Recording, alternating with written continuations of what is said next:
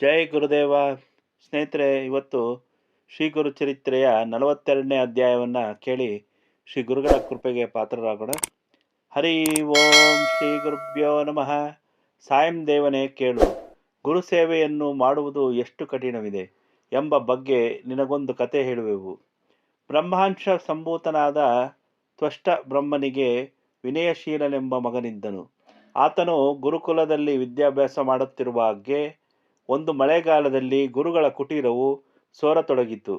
ಆದ್ದರಿಂದ ಗುರುಗಳು ಆತನಿಗೆ ಬೇರೊಂದು ಪರ್ಣಕುಟೀರವನ್ನು ನಿರ್ಮಿಸಲು ತಿಳಿಸಿದರು.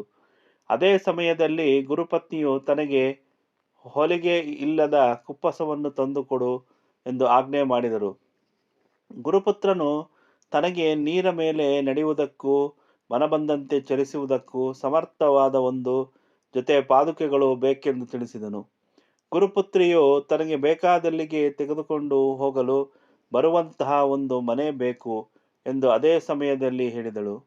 ಆ ಬ್ರಹ್ಮಚಾರಿಯು ದಿಕ್ಕು ಕಾಣದೆ ಗುರುನಾಮಸ್ಮರಣೆ ಮಾಡುತ್ತಾ ಹೊರಟನು. ಆತನಿಗೆ ಅವಧೂತನೊಬ್ಬ ದರ್ಶನವಾಯಿತು. ಅವಧೂತನು ಆತನಿಗೆ ಕಾಶಿ ಯಾತ್ರೆಯ ಮಹತ್ವ ತಿಳಿಸಿ, ನೀನು ವಿಶ್ವನಾಥನ ದರ್ಶನ ಪಡೆದರೆ ಎಲ್ಲ ಸಮಸ್ಯೆಗಳು ಪರಿಹಾರವಾಗುವವು, ನನ್ನೊಂದಿಗೆ ಬಾ, ಕಾಶಿಗೆ ಬಾ ಎಂದು ನುಡಿದು ಆತನನ್ನು ಮನೋವೇಗದಿಂದ ಕಾಶಿಗೆ ಕ್ಷೇತ್ರಕ್ಕೆ ಕರೆದೊಯ್ದು ವಿಶ್ವನಾಥನ ದರ್ಶನ ಮಾಡಿಸಿದನು.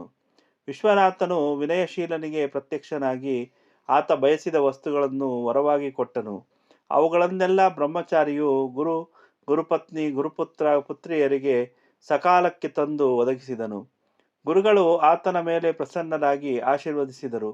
ಮುಂದೆ ಅದೇ ಶಿಷ್ಯನು ವಿಶ್ವಕರ್ಮನೆಂದು ಬಿರುದು ಪಡೆದು ಪ್ರಖ್ಯಾತನಾದನೆಂದು ಗುರುಗಳು ಸಾಯಂ ದೇವನಿಗೆ ತಿಳಿಸಿ, ಗುರುಸೇವೆಯು ಇಷ್ಟು ಕಠಿಣವಾಗಿದೆ ಎಂದು ಹೇಳಿದರು. ಸಾಯಂ ದೇವನು ಗುರುಮಹಿಮೆಯನ್ನು ಹಾಡಿ ಹೊಗಳಲು ಗುರುಗಳು ಸಂಪ್ರೀತರಾದರು.